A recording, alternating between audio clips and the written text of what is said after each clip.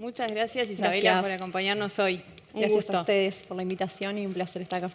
Voy a empezar con una infidencia y es que, voy a citar nada más al ministro de Economía, que dijo en una charla para empresarios en piso 40, así como al pasar, tiró que Isabela podría llegar a ser la próxima ministra de Economía. No sé si va a ser, ella no se va a sentir muy cómoda con este comentario, pero es para que vean el poder que está teniendo esta señora en el Ministerio de Economía, que el ministro dirija ese tipo de elogios hacia ella. Así que seguro tenemos muchas cosas interesantes para hablar. Muchísimas. Gracias por estar acá. Es un gran desafío, la verdad, y bueno, muy contenta por la confianza depositada en mí. El desafío es enorme, pero la verdad que estamos súper entusiasmados con lo que estamos haciendo. Hay un equipo muy joven atrás del Ministerio de Economía y bueno, muy contentos. Tu tarea, si se aprueba la ley de presupuesto, va a ser a partir de enero. Exacto. Ser la directora de incentivo a la inversión. Es una nueva área que va a fusionar la Dirección Nacional de Zonas Francas con la Comisión de Aplicación de la Ley de Inversiones, ¿no? Va a contemplar un poco esas dos cosas. Entonces, en pocas palabras, quisiera que vos me digas dónde van a estar los principales focos que van a poner para promover un mejor clima de inversiones en Uruguay. Bien, bueno, nosotros desde el gobierno obviamente tenemos distintas prioridades. Hay una de ellas que es de las tres principales, que tiene que ver con el crecimiento económico. Uruguay tiene que retomar una línea de crecimiento económico mucho más importante que la que viene teniendo, cercana a, bueno, las proyecciones son públicas, ahora cercanas al 2,5% es nuestra meta. Entonces, claramente el foco va por ahí. Para nosotros poder crecer económicamente tenemos que tener dos grandes factores. Uno es mantener lo que es la estabilidad macroeconómica de nuestro país. Esto no es algo nuevo, sino que es una trayectoria que viene llevando Uruguay desde hace muchas décadas ya y que este gobierno la quiere mantener. O sea, que eso por un lado. Y por otro lado, la promoción muy fuerte a lo que es la inversión. Nosotros ahí creemos que debemos apuntalar la inversión, particularmente la inversión que proviene del sector privado, y por eso es esa mirada que tiene que ver, bueno, con hacer una revisión de los estímulos, justamente con una mirada más pro inversión, pero también con un componente que es muy importante que tiene que ver con lo que es el clima de negocios en nuestro país.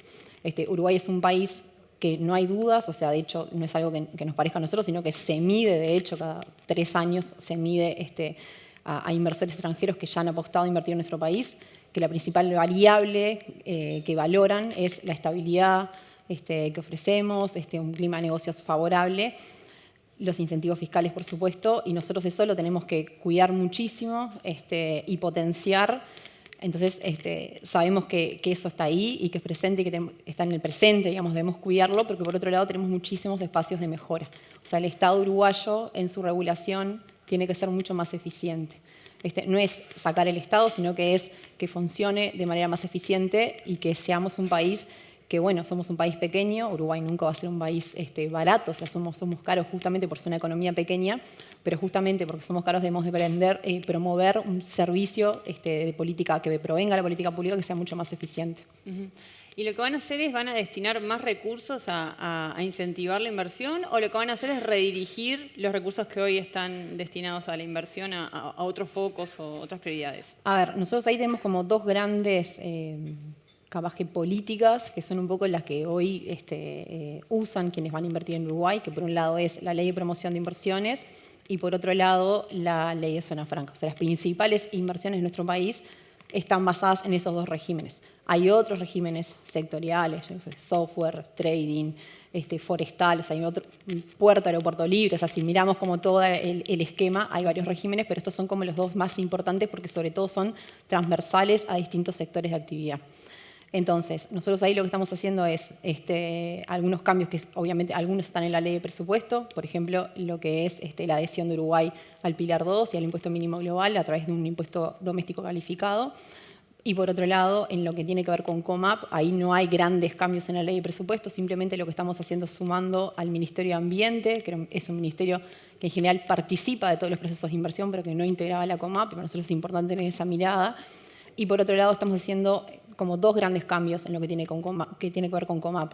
Por un lado es hacernos cargo de un mal funcionamiento que viene teniendo, que es un tema operativo. O sea, nosotros cuando asumimos en marzo, la administración tenía más de 4.000 proyectos pendientes de aprobación, de recomendación. No es que esos proyectos no se ejecutan, porque justamente como el decreto ya preveía que había demoras, con pasados 90 días los proyectos se pueden efectivamente ejecutar a riesgo, pero nos parece que es una cuestión que no da muchas certezas a quienes van a invertir y no es de buena administración, digamos, estar omisos como gobierno en una recomendación de proyectos. Entonces estamos haciendo como dos grandes trabajos. Por un lado es revisar todo lo que es la operativa, estamos haciendo una revisión muy grande de procesos, estamos incorporando tecnología en distintos procesos, justamente con empresas que hoy están instaladas acá en Uruguay y que tienen soluciones que la verdad que nos están ayudando a reducir muchísimo los tiempos.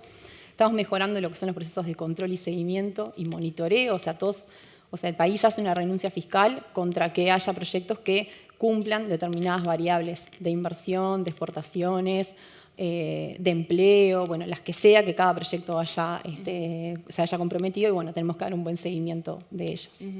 De la renuncia fiscal que se hace a través de Comap para promover esas inversiones, ¿está pensando en que esos montos a los que se renuncia sean más o menos los mismos que hasta ahora? ¿O decir más, menos? O sea, ¿qué no proyección están estamos haciendo? pensando en grandes cambios en cuanto a cómo vienen funcionando los porcentajes de exoneración, si es por ese lado la pregunta. Sí estamos teniendo como algunos como focos especiales en algunas áreas que nosotros entendemos que tenemos que tener como hacer cierto énfasis. Por un lado, hoy las micro, pequeñas y medianas empresas tienen bastantes dificultades para acceder a Comap. ¿Por qué? Porque se ha vuelto un mecanismo que para acceder, capaz que muchas personas que están acá son usuarias, en general tienen que contratar un estudio, un asesor que tiene experiencia en presentar proyectos. Eso obviamente tiene un costo y hay empresas que son de determinado porte, más pequeñas, que no lo pueden pagar. Hay empresas que tienen por su conformación jurídica, capaz que son empresas que son micro, pequeñas o medianas, pero aportan un IRAE ficto y no tienen una contabilidad suficiente. Eso el decreto hoy no las habilita a poder presentarse y nosotros las vamos a estar incluyendo. Y por otro lado le estamos dando puntajes adicionales. Ahí lo que hicimos fue un acuerdo con la ANDE, que es la Agencia Nacional de Desarrollo, para justamente, que además tiene presencia en todo el país, o sea, la administración anterior hizo un esfuerzo muy grande en justamente a través de lo que llaman los centros pymes poder tener presencia de ANDE en todo el territorio nacional. Eso a nosotros nos parece que es una herramienta muy favorable, ahí hay gente especializada, formada. Nuestra idea es poder justamente aprovechar esa herramienta y en conjunto con ANDE, que los propios equipos de ANDE ayuden a estas empresas en lo que es la formulación. Y por otro lado, un programa que es para empresas que son literal E, que va a ser un programa de crédito fiscal, o sea, eso no es una exoneración, sino que es un crédito fiscal, que la idea es que lo gestione la ANDE. Por otro lado, obviamente las empresas micro y pequeñas, eso es como en esta línea de decir, bueno, democratizar el acceso a lo que es el régimen Comap. Por otro lado, nosotros en esto de decir, bueno, necesitamos inversión de mayor porte también, porque es justamente la que nos va a mover otras variables de crecimiento en nuestro país. Estamos promoviendo proyectos que sean de mayor envergadura, de más de 30 millones de dólares o 50 millones de dólares que se ejecuten en el corto y mediano plazo. Justamente le estamos dando una exoneración total, siempre que cumplan con variables que tienen que ver con el desarrollo de empleo y o con productividad. Y aquí es algo que me parece que está bueno considerarlo. Nosotros sabrán que hay uno de los indicadores de Comap que tiene que ver con la investigación y el desarrollo y la innovación, que ese es un componente que lo evalúa la ANI, con quien venimos trabajando súper bien en estos meses, pero lo que nos estaba faltando era como una sensación que teníamos y que sobre todo la venimos percibiendo de las últimas encuestas de innovación, donde vemos que hay más de un 20% de las empresas a quienes hacen esta encuesta que dicen que la innovación no es para ellos. O sea, que ahí tenemos como un problema como país si los empresarios y empresarias del sector privado entienden que la innovación no es para ellos. Y después hay otra proporción que es cercana al 30% que dicen que, bueno, sí, es para ellos la innovación, pero que encuentran trabas a la hora de innovar. Hay como grandes dificultades. Entonces ahí lo que nos empezamos a preguntar es, bueno, tenemos este indicador que justamente va por ese lado y no estamos teniendo un uso muy eficiente. Entonces capaz que estamos siendo como demasiados exigentes y la forma en que estamos midiendo esa innovación o esa investigación y desarrollo, por lo menos a través de Comap, era bastante exigente. Porque lo que estamos diciendo es, bueno, la primera innovación que se incorpore en el país va a ser la que va a tener el beneficio. Dijimos, bueno, capaz que para una empresa, no sé, pensemos alguna línea como súper sofisticada, no sé, pensemos hidrógeno verde o algo como más sofisticado que bueno, va a traer una máquina de hidrólisis o algo así que no hay en Uruguay, bueno, va a ser la primera, capaz que tiene sentido. Pero una empresa mediana o más pequeña en nuestro país, sancionarla por eso me parece que es por lo pronto un poco injusto. Entonces lo que dijimos es, bueno, si tenemos que promover la productividad, pensemos un poco más en que también valorar lo que es la actualización tecnológica. Y llegamos a ese acuerdo con ANI y esto va a ser un poco más abierto,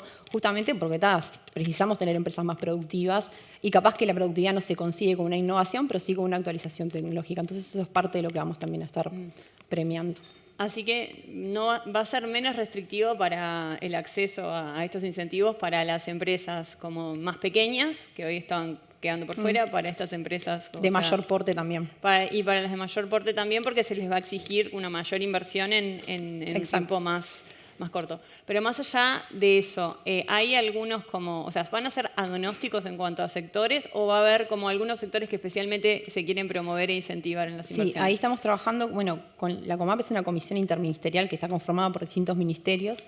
Ahí lo que estamos trabajando con los distintos ministerios, que ya lo tenemos prácticamente cerrado, es justamente poder llegar a una batería de actividades que para nosotros son estratégicas, o sea, que para el gobierno son estratégicas. Ahí tenemos, por ejemplo, no sé, dentro del lado de ganadería, aspectos que tienen que ver con el riego. Hay una política de incentivar al riego muy fuerte justamente para aumentar lo que es la productividad en el agro. Eso va a estar presente ahí. Cuestiones que tienen que ver también con temas energéticos. O sea, sí vamos a tener es como una especie de nuevo indicador dentro de la matriz que va a ser un indicador con características estratégicas y todos los proyectos que tengan algunos de estos componentes van a tener una mayor prioridad. Bien. Decías esto de que el objetivo, porque está puesto en las proyecciones quinquenales, que es una particularidad de Uruguay, que es muy difícil de proyectar lo que va a pasar en 5 años, pero que son de crecer a 2,5% del PIB. Venimos creciendo a tasas en la última década de 1% y 1,3% en los últimos 5 años. ¿A qué ritmo tiene que crecer la inversión para ustedes? O sea, ¿cuáles son las metas de crecimiento de la tasa de inversión? inversión? Nosotros hoy tenemos una inversión que está cercana al 16%. Nosotros entendemos que eso tiene que ir creciendo más o menos en 17, 18%. Si llegáramos a algo cercano al 20%, lograríamos tener un crecimiento del 3%. No es tan lineal, no es como una regla de 3, pero es más o menos lo que nos viene dando de que deberíamos tener un crecimiento de la inversión superior al 16%, que es el que tenemos hoy. La aspiración nuestra sería poder llegar al 20%. Uruguay logró eso en muy pocos momentos, cuando tuvimos, por ejemplo, el proceso de lo que fue algunas de las plantas, obviamente, de celulosa, pero también cuando se hizo todo el proceso de la reconversión de la energía renovable y de la matriz energética renovables, que tuvimos, digamos, todo el auge de las eólicas, básicamente. Claro. Me mencionabas el tema de la burocracia, que además, y de la lentitud, mencionabas los 4.000 proyectos presentados que estaban desde 2020, que estaban ahí trancados, o sea, en ejecución, pero en definitiva sin un pronunciamiento de si estaba el incentivo o no. Y siempre en todos los informes de Doing Business, de clima de inversiones, siempre parece que en Uruguay el tema tiempos, el tema lo costoso, lo engorroso que es hacerse estos trámites, es una traba. ¿Cuáles trabas burocráticas en particular, que va a haber millones, pero cuáles en particular buscan levantar? A ver, nosotros tenemos un equipo que justamente estamos mirando lo que es el clima de negocios. Ahí estoy trabajando muchísimo con el área de la asesoría política comercial, que está a cargo de Juan Labraga, pero con quien estamos trabajando esto es con el economista Álvaro Lalane, justamente revisando lo que es todos los procesos que tenemos en el Estado. Desde que asumimos, generamos en los primeros meses, más o menos hasta junio, estuvimos justamente realizando distintas instancias de reuniones, creo que fueron más de 40, 50 reuniones, con consultoras, con referentes del sector privado, cámaras, con referentes del sistema político, con centros de investigación y demás, y detectamos más de 300 procesos que tenían algún tipo de dificultad. A ver, hay algunos que son como los procesos estrella, por decirlo de alguna manera, que tienen que ver con los procesos de registro, tanto en el Ministerio de Ganadería como en el Ministerio de Salud Pública, con procesos que tienen que ver a veces con cuestiones asociadas a la energía, a los permisos de construcción, temas que tienen que ver a veces con controles que mezclan también lo que es a los gobiernos departamentales, o sea, cuestiones que tienen que ver con lo nacional, pero también con lo departamental y a veces dobles registros o dobles tributos que no tienen como mucha necesidad de estar, digamos, conviviendo al mismo tiempo. Y bueno, hicimos una primera priorización, que fue como esta agenda que anunciamos en junio justamente, que era con más foco en procesos de comercio exterior, que algunos se anunciaron en ese momento y otros los pueden ver en la ley de presupuesto. Ahí tenemos varios, la rebaja de la tasa del LATU, la eliminación de la tasa ANSE al servicio de estiva, que es un servicio que hace años que Uruguay ya no presta, pero lo seguía cobrando.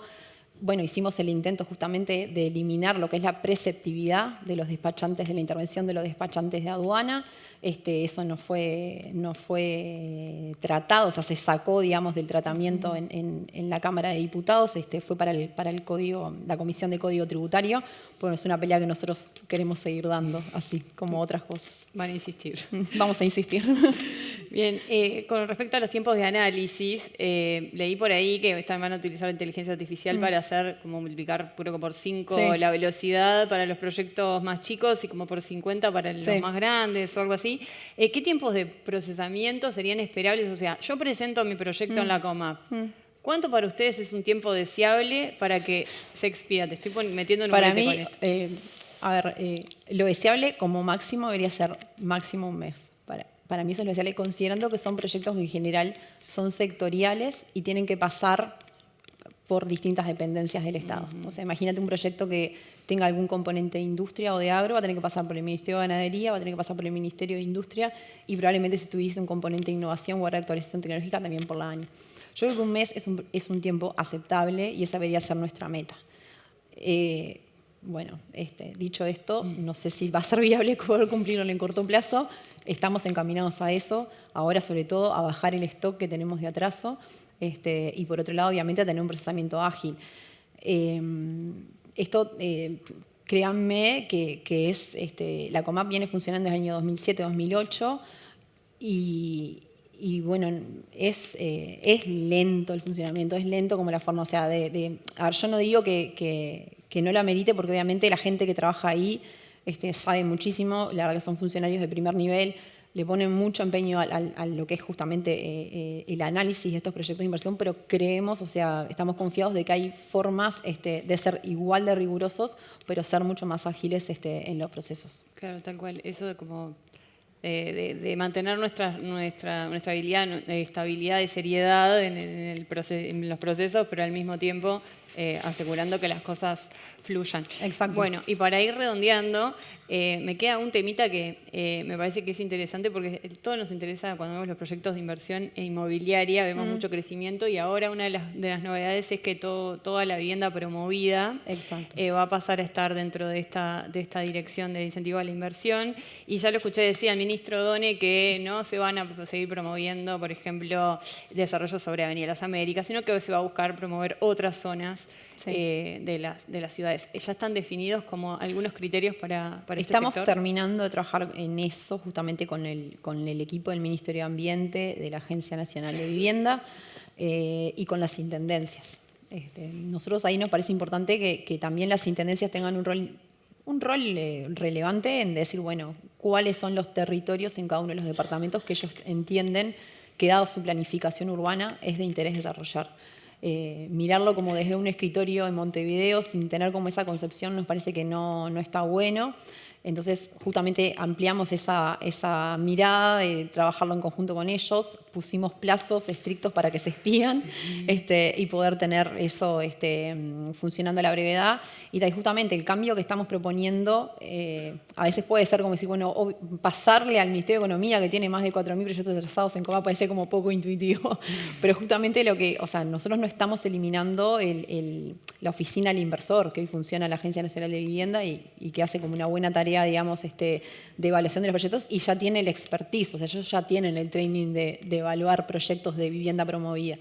lo que estamos haciendo es decir, bueno, es competencia y la recomendación de lo que son los proyectos de inversión de vivienda promovida pasan a estar dentro de la órbita del Ministerio de Economía y quien va a firmar esas recomendaciones va a ser el Ministro de Economía, en este caso el Ministro Gabriel Odone, y no la Ministra Tamara Paseiro, que su rol justamente en este momento, que es tan crítico el acceso a la vivienda, está justamente con una mirada más puesta en el acceso a la vivienda para las personas que hoy tienen mayores dificultades de acceso. Sí es verdad que hay dentro de la vivienda promovida un programa, que es el programa Entre Todos, que sí tiene como un perfil, digamos, que está orientado a una población más baja, digamos, y sobre todo con mucha presencia en el interior del país, que eso sí va a seguir permaneciendo dentro del Ministerio de Vivienda. Perfecto. Bueno, ya veremos si sos ministra de Economía en No, unos no creo. años o no, pero muchas gracias por todo lo que estás impulsando desde el Ministerio y compartirlo Por con favor, nosotros. nada, las órdenes y muchas gracias por la invitación. Muchas gracias.